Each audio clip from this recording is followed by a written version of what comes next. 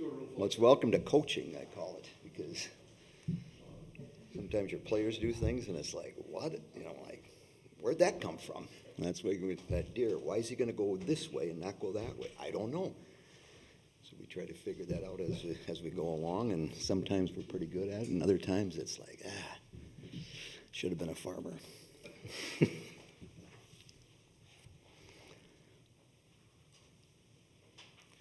We all ready for Coach? Questions for Coach? Todd?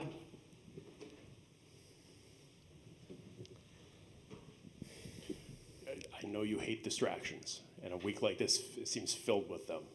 What is your secret or your message to your players to try and tune that all out when they've got things happening? They got the game Friday. They've got three of them are going to be sitting up on a stage Saturday. They know that's coming. A lot of things happening here. How do you keep them kind of dialed in?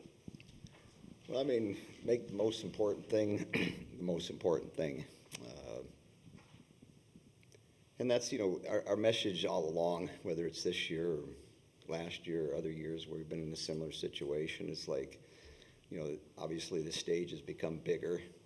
The games become,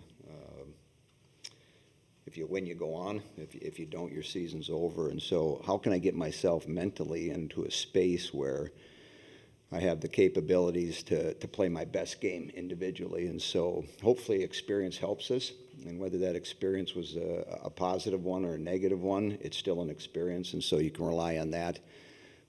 This past game Saturday against Clarkson, same thing. I'm sure there were points in the game where, some kids were nervous or concerned. And you take all those experiences and hopefully for the next one, it helps you. So eliminate the distractions, early part of the week that we're in, get everything that you need to get done. And so if you need tickets for family or people are coming, figure out how that's all going to work. And so by the time we get on the bus tomorrow afternoon and head up there, they're more relaxed. And then the big thing at the end of it is they got to enjoy it. I mean, Sunday's going to be here quickly, and 6 o'clock's going to be here. And somebody's going to be a national championship team. And so we're one of four. And, can my players enjoy the next 3 or 4 or 5 days? Because all the things that are coming at them, they've earned, they've worked hard to put themselves in a position, and shame on us for not enjoying it. I mean, so it's easy to talk about those things. Now, okay, yeah, you got to get up Friday morning, and now you're going to play, you're a senior, you're playing in possibly your last game. What can I do to take that distraction and eliminate it and focus on what's important? Just playing a semifinal against Minnesota in Minneapolis, what type of atmosphere are you expecting? And do you anticipate it being kind of like a road game type environment? And if so, how do you kind of deal with that? Well, it's definitely a road game. We're playing them in their building. So, again, to me, that's a distraction. There's not a lot to talk about amongst the teams. We've played each other 5 times already. We've played them in the 4 regular season games. We played them in a championship game a couple weeks ago. And so it is what it is. And so what team can go out on this stage, play their best game of the season, and who can execute under the pressure of the game? And generally, whoever does it for the longest period of time and is consistent within the 60 minutes, given goofy things don't happen. One team gets a lot of penalties. There's major penalties. I mean, if it's just a normal game, Minnesota, Wisconsin, somebody's going to do something to make a difference in the game. And so we'll see that, Friday night. But it'll be a great atmosphere. The game, is sold out, prior to the tournament starting, which is an encouraging sign for women's hockey, where I don't know in the past that we've been sold out prior to the tournament actually starting. So it'll be a good crowd. The one thing about Wisconsin fans, they travel well. I'm sure there'll be a lot of red jerseys and people screaming for us. So if you're a player, Minnesota, Wisconsin, you're a coach, Minnesota, Wisconsin, great atmosphere. 2 great teams going at it. The magnitude of the game, the winning team gets to go on and play for the national championship Sunday. So, I mean, this is what we sign up for, and now we get actually to go through it. So it's exciting. Carly? Hi, Coach, back here. Great to see you Good to again. see you too. I love it. I know. So you mentioned it, but going 5-0 against Minnesota this season, do you just kind of have to take that out of your mind and, it doesn't matter at this point, even though you've beaten them so many times this year? You ought to be coaching. I know. I like that analogy. Well, because it's the truth. And so, again, it's we know each other well. The players on Minnesota have played with some of our players in, rivalry games, world championships. So very familiar with each other. No different than a lot of years where I think last year we played Ohio State 6 times or 5 or 6 times. And you get to the end and, if you've had a good season, you're going to run into, people within our league. And that's what we've seen. So it's roll up your sleeves and, try to play the best game of the year Friday night. And that's what we look forward to and the opportunity. And so, again, I talk about, it's the bigger stage. And but, again, to me, it's like a lot of things. If I have a test and I'm going into a chemistry test, have I prepared for that test, right? Have I studied for it? And so as I walk into that classroom and I'm about to open up the test, do I feel comfortable? Or haven't I studied much? Did I go out Saturday night and celebrate St. Patty's Day and not get as much studying on Sunday as I wanted to? And all of a sudden, Monday, here's the test is at 8:05, and I'm not quite sure. And so there's going to be some hesitation as you go through that exam, where now if I've prepared and I'm well prepared, I should go on the ice. I should go into that classroom confident and be confident when I go on the ice. And so that's how I look at it. And so we'll be prepared. And now can we go on the ice and play with the confidence that we're going to need in trying to execute and win the game? Talk about preparing. Usually play a team 2 games and then a while in 2 games. Well, here you got them 2 games, a game, and a game. Is the preparation any different from when you face a team from the first time to the 3rd time to the 5th time to the 6th time? Yeah, I think, each time you're going to play them, again, depending on where you're going to play them. So if we're preparing to play them down in LeBron, it's probably going to be a little bit different prep than when we play up there just because the ice sheet is a little bit different. There's not a lot of space behind the net up in Ritter, so things that you have to maybe work on prior to going up there. You'll focus on some areas. And then, again, it's like, what are they doing there on their power play? So you can look at their last game and go back on a couple games and look at things. And the big thing is, what's their tendencies? They're doing the same thing with us, what's it look like? But when it comes down to it, is your compete level high? Are you playing, free? And are you executing? And so it's no different than any other sport, any other game that we play is, the preparation is in there. They'll be seeing things and doing things and practicing, but, can I go on the ice and actually execute that? And so, and generally the team that executes that better and manages the puck in certain parts of the ice, probably is going to end up winning the game, given that, there's not going to be 8 or 9 penalties for one team and different games that we see over the course of history, but I don't anticipate that happening. So, but we've been together since September, and so working on things, and we look a lot better today than we did in September. And then, the one thing about this group we talked about in the past, they've been consistent. From day one with our practices, within the weekends, individually, a bunch of them have gotten better over the course of the winter, and now it comes down to, stepping on the ice Friday night and being confident and being comfortable. And if we're in that space, then we're probably going to play a good game. Are those tendencies different in October and is that how you deal with the power play different in October from March?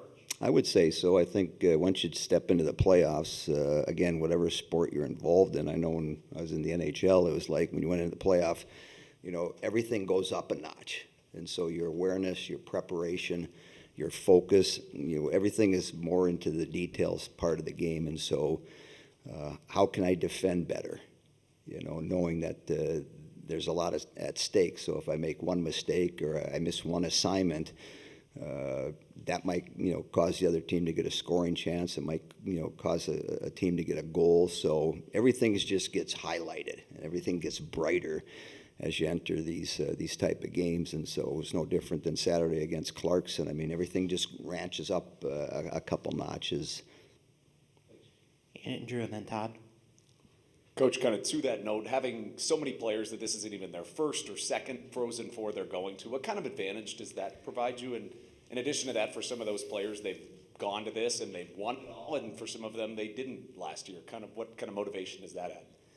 Well, it's obviously our last game last year, you'd like to leave with a better taste in your mouth, and so again, when you get an experience, whatever it may be in, you can learn from it. And so, you play a bunch of games, and for our upperclassmen, they've been to this tournament before, they've actually won it. And then last year, we came up just a little bit short in both. One, whether it's a positive or a negative, you can learn from. So as I enter into this weekend, what did I do last year as I entered in that first game against Colgate, and how was my prep, and what maybe can I do to help me play a better game than I did last year, and if we get to the championship game. So all those things are positives, but it still comes down to going on the ice and playing, competing at a high level, and doing all the little things that we've asked for them to do all year.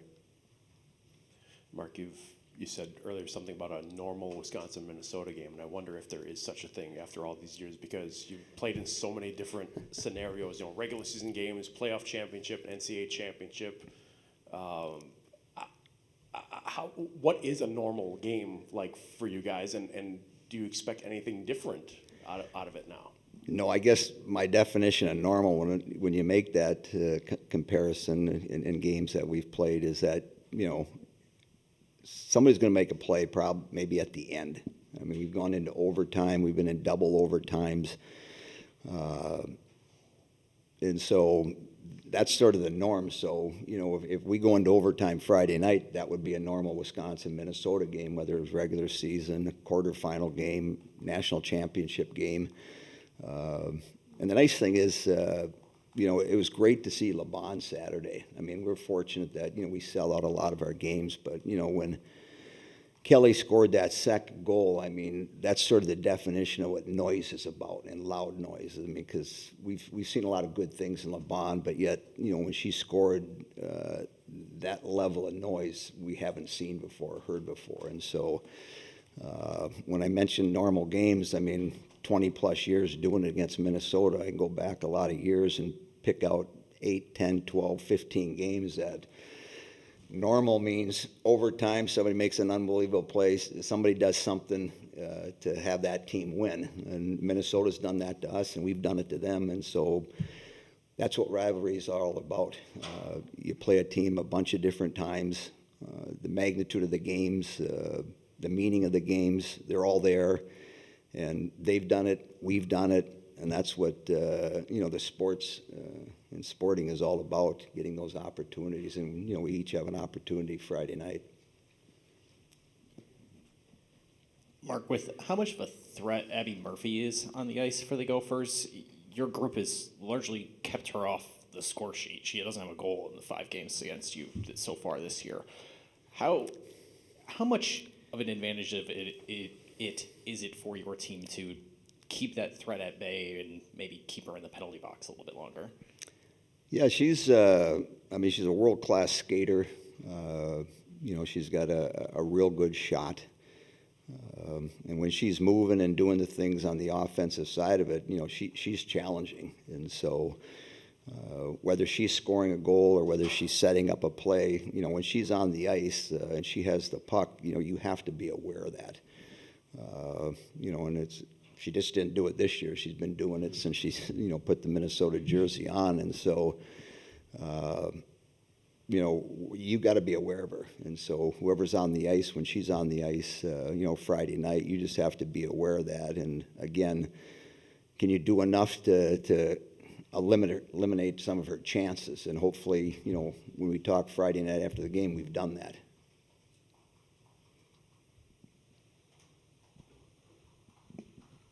A lot of time to kill on Friday for having. It's a long day. Play I can't. I'm When's the wondering- last time we played at 7:30? But you've done this a few times now, where you have to play through that, wait through that first game, Yeah. however long it lasts, and and then get out there and play. What's the trick to kind of getting through those few hours extra that the other teams don't have? I think that's probably the worst part of coaching is the waiting. It's more about, have we done enough? Are we prepped the right way? Is there one or more, two more things that we need to do? And then it's just getting comfortable with, the space you're in. So for the players, it's the same thing. It's like you can't get hyped up at, as you enter into Ritter, at whatever time, 6 o'clock or 5:30 Friday night. It's just about managing your emotions, keeping things in check. And then, when it's time to, get into my routine as far as my prep for a game, then I start, focusing in on what I need to do. But it's trying to stay relaxed. And again, keeping that thing as clear as can be, so there's not anything going on there that's wasting your energy. Anything else for Coach? Thank you. All right, thanks for coming. Yep.